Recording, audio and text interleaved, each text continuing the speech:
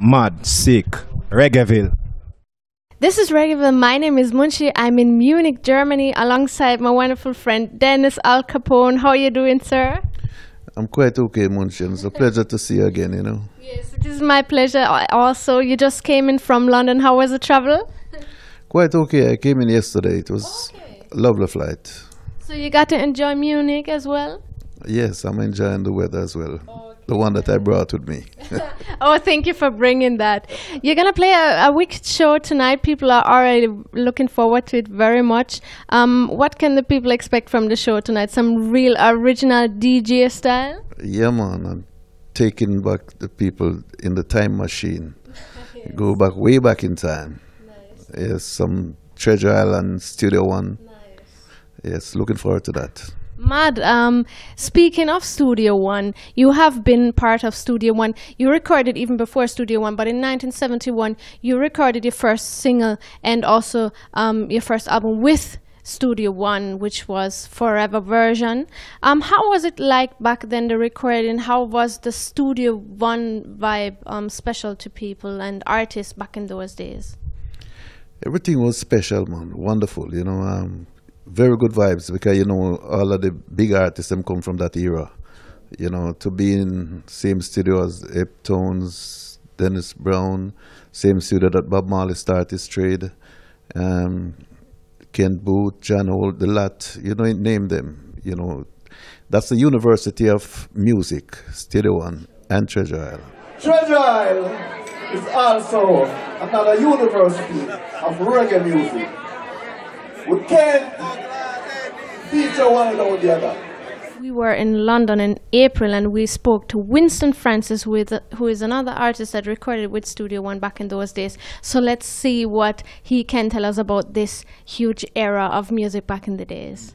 It was a magical time because there were so many guys that were recording at the same time.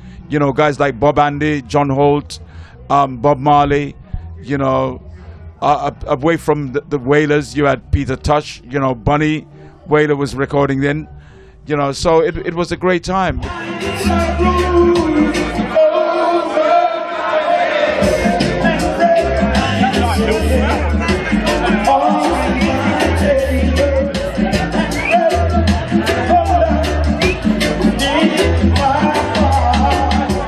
Winston is one of the original foundation, I can remember going to the cinema one night and watch Winston Francis and his group. He had a group named the Sheridans, and when there was an intermission at the cinema, they came on and they started singing, and I thought it was the Drifters after look good on the stage, because they sound so beautiful. Pat Kelly was in that group as well. Okay, nice. Yeah, wicked, wicked, wicked.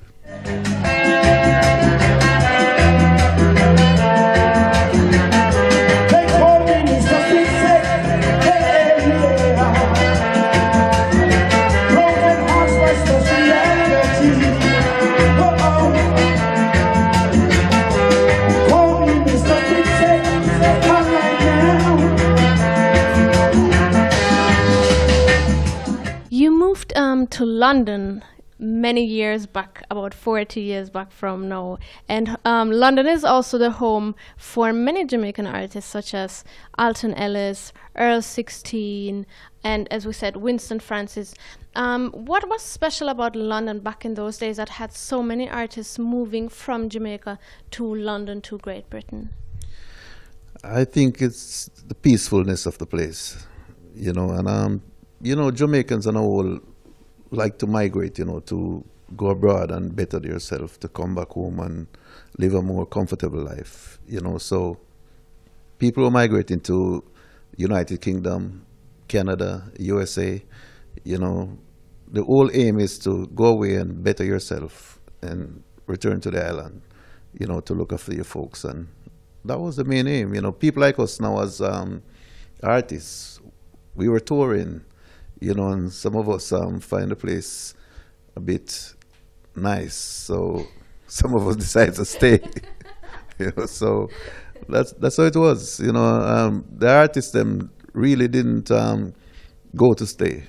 They went to work, and some of them find a woman, and that woman let them stay.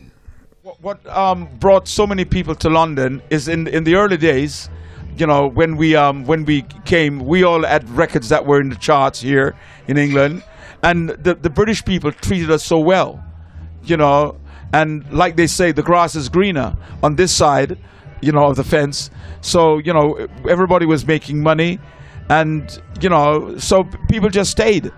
You know, guys like Owen Gray, you know, like Dennis Alcapone, Earl 16, Alton Ellis, who has sadly passed.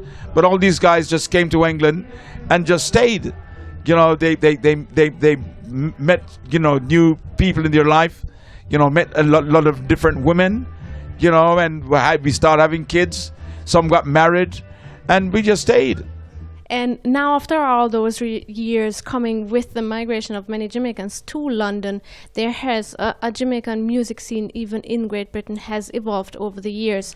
We're speaking of artists like Christopher Ellis, also Gapri Ranks, we have Hollie Cook. Those artists are making music now in London, in Great Britain. Randy Valentine.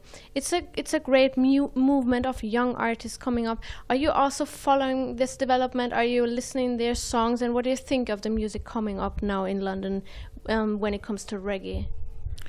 Well, this is a good thing for the music, you know, because life goes on, you know. Somebody else have to take up the baton sometime, you know, and it's good to see these young people coming up and taking up the baton and moving on to a next dimension, you know.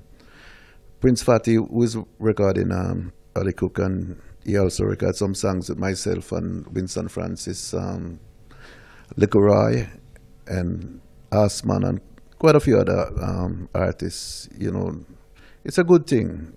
You know, it's a good thing. They're taking the thing to another level, so it's always good. You know, so we have to keep it going. We cannot afford to let the music die. You know, so it's a revolving door. It's maybe the thing that we have in common as younger artists is maybe more of a sense of a nostalgia for something that we never experienced personally. We weren't there at the time, and listening back to older recordings just have a different energy to them that for me personally is more intriguing and kind of more fun to explore and interpret in your own way. So that's, I guess it's just an intrigue, really, I think. I'm glad when I hear like Hollie Cook. I've done recordings with her. You know, I've done backing vocals for her. I've done shows with her, and she's a wonderful young lady. You know, very talented. And she's got one of the best producers I know, you know, Michael Pelliconi, Prince Fatty, you know, a young Italian guy, you know, and he's so talented. And most of the people, like you said, Christopher Ellis, you know, a lot of people would imagine because he's Alton Ellis' son that he would copy his father, but he doesn't, because he's so talented. He's got his own life and he's got his own talent, so he does his own thing. And he's a great singer, you know, like Ollie. You know, like Bitty McLean, a wonderful singer. And you've got so many young ladies today.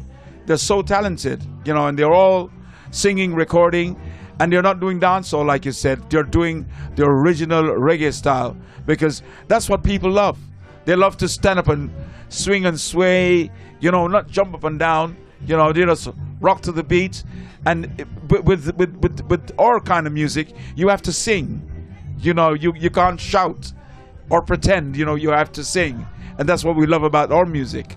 So I'm glad that all these young people have embraced our music and is taking it on to another generation. It's a feeling you can get in old school reggae that is there in dancehall, but you can't get that feeling anywhere else. Yesterday I was at the show and I was watching somebody in the crowd. There was a girl in the crowd. I wasn't looking for anybody. I was watching somebody in the crowd, and the girl, for like an hour, she had her eyes closed. And she was just dancing, and she was just dancing and smiling, and she wasn't saying anything to anybody. She was just dancing. It's, for me, reggae music is all about feeling. It's all about feeling. It's not about the beat. It's just about a feeling and an emotion that you can't get through any other genre. I don't think you can get that in dancehall. Dancehall is all about, yo, more da-da-da-da-da and hype and energy and da-da-da-da-da. Reggae is emotion. People in the UK, they gravitate towards emotion. Gapper Ranks, I think he gravitated towards that. Bitter McLean, pure soul, gravitated towards emotion. Me, emotion. So reggae music always come first. Hey people, gather up for your musical destiny. Now come on down, let us be a musical destiny. Good. Keep you rocking. Keep you rocking. I'm looking forward to tonight's show. I hope you get to enjoy yourself very much. And thank you for joining Reggaeville for this interview. Thank you very much. I'm looking forward to it too, very much so. And so big up Reggaeville one time. Then D.Alcapone say so. Reggaeville. But I'll tell you what, you see like how this morning is Studio One, 50 years celebrated. We're nice. Mad, sick, Reggaeville.